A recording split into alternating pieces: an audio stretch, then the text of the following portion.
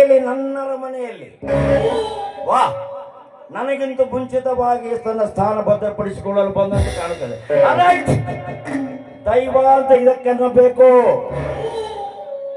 ನನ್ನ ಹೃದಯ ಕದ್ದ ಸುಂದರ ಕನ್ಯೆ ಸುನಿತಾ, ನನ್ನ ಸಹೋದರಿ ಸುಮಿತ್ರ ಕೇಳಕ್ಕೆ ಅನುಕೂಲ, ಇನ್ನೂ ಅನುಕೂಲ.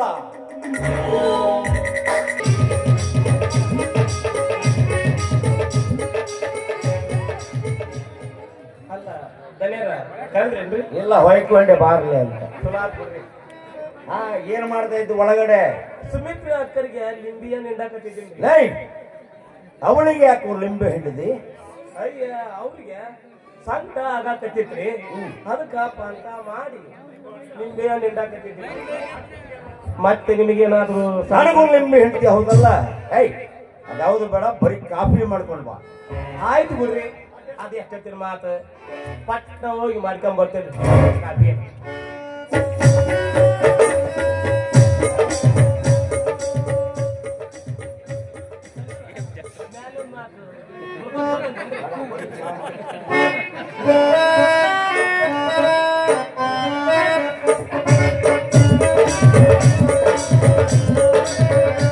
ಒಳಗಡೆ ಲೆಕ್ಕ ಪತ್ರ ಸರಿ ಮಾಡಕ್ ಹಚ್ಚಿ ನೀವು ಮಂಜು ಬೇಬಿ ಗುಟ ಸರ್ಸಾಡಕತ್ತೀರಲ್ಲ. ಅವನ ಜೊತೆ ಸರ್ಸವಾಡ್ಲಿಕ್ಕೆ ಅವನೇನು ಹೆಂಗಸಂತ ತಿಳಿದೇನೋ? ಅಯ್ಯೋ ಶಿವನ, ಮತ್ ಗಂಡ ಅನ್ರಿ ಅದ. ನಾವ್ ಇಷ್ಟು ದಿವಸ ಹೆಣ್ಣು ಅಂತಾನ ತಿಳ್ಕೊಂಡಿವ್ರಿ. ನೀನೊಬ್ಬ ಶುದ್ಧ ಶತಮೂರ್ಖ. ಇಲ್ಲಿ ಮನೆ ಹೋಗಿ ಊಟ ಮಾಡಿ ಸರಿಯಾಗಿ 4 ಗಂಟೆ ಬಂದ್ಬಿಡು. ಸಾಯಂಕಾಲ ಕೈಲಾಸ್ ತೋಟದಲ್ಲಿ ಪಾರ್ಟಿಗೆ ಅಲ್ಲಿಗೆ ಹೋಗ್ಬೇಕು. ಆಯ್ತ್ರಿ, 3:45ಗೆ ಹಾಜರ ಇರ್ತೀವಿ.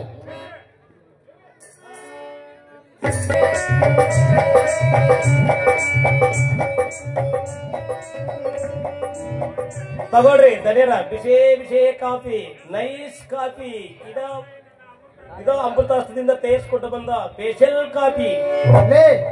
ಎಲ್ಲಾರ ನೆಕ್ಸ್ಟ್ ಕಾಫಿ ಅಡ್ವರ್ಟೈಸ್ಮೆಂಟ್ ಹೋಗಲತ್ಲಾಗ ಶಿವ, ನೀನೇನು ಊಟಕ್ಕೆ ಹೋಗ್ಲಿಲ್ವೇನೋ? ನಾನ್ ಸೆನ್ಸ್ ದಣ್ಯರ, ನಾನಿಷ್ಟು ನೆಸ್ ಕಾಫಿ ಕೊಡುದು ಹೌದಲ್ಲೋ? ಹೌದ್ರಿ ದಣ್ಯರ.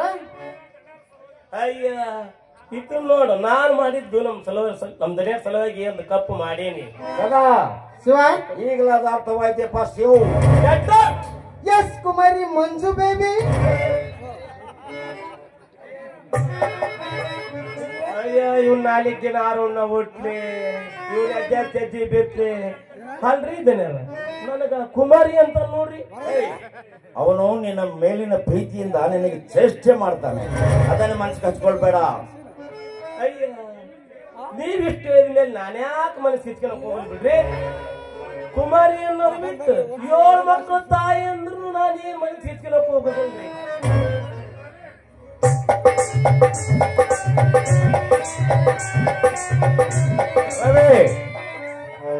ಎಲ್ಲಿಗೆ ಹೋಗಿದ್ದೆ? ಅಣ್ಣ, ಇಂದು ಕಾಲೇಜಿನಲ್ಲಿ ಬಡತನ ಸಿರಿತನವೆಂಬ ವಿಷಯವಾಗಿ ಚರ್ಚಾಕೂಟ ಏರ್ಪಡಿಸಿದ್ರು, ಅದರಲ್ಲಿ ಭಾಗವಹಿಸಲು ಹೋಗಿದ್ದೆ. ನಮಸ್ಕಾರ ಸರ್, ನಾನೊಬ್ಬ ಬಡ ವಿದ್ಯಾರ್ಥಿ. ತಮ್ಮಂತವರ ಅಂತಃಕರಣ ಇದ್ದರೆ ಇಲ್ಲಿವರೆಗೂ ವಿದ್ಯಾಭ್ಯಾಸ ಮಾಡುತ್ತಿರುವೆ. ಅದಕ್ಕಾಗಿ ಓಹೋ, ಹಣದ ಸಹಾಯ ಬೇಕಲ್ವೇ? ತೆಗೆದುಕೋ ಈ 20,000 ರೂಪಾಯಿ. ಹೋಗು, ವಿದ್ಯಾವಂತನಾಗಿ ದಕ್ಷ ಅಧಿಕಾರಿಯಾಗಿ ನಾಡ ಕೀರ್ತಿ ಬೆಳಕುವ ಸತ್ಪುತ್ರರಾಗು. ನಾನು ಬರ್ತೀನಿ ಸರ್.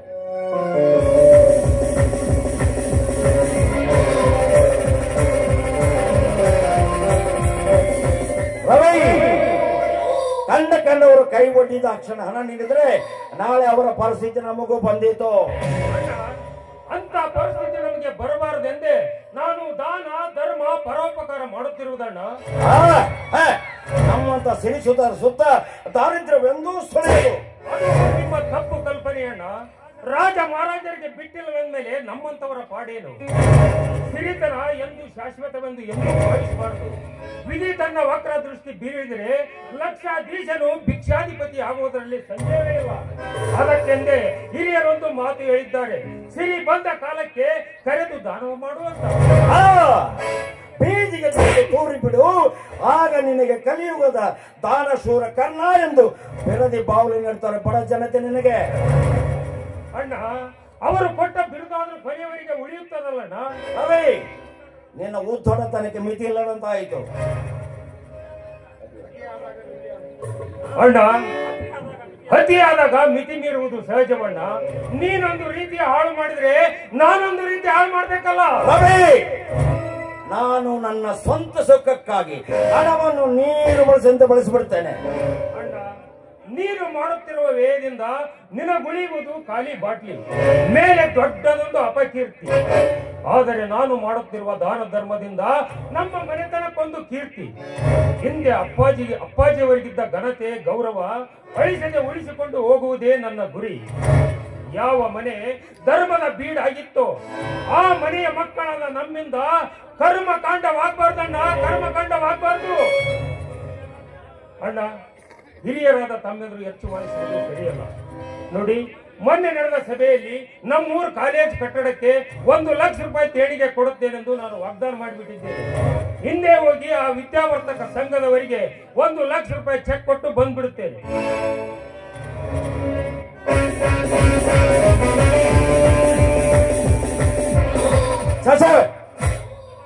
ಇವನ ಅವಿವೇಕಿತನಕ್ಕೆ ಅಳತೆ ಇಲ್ಲದಂತಾಯಿತು.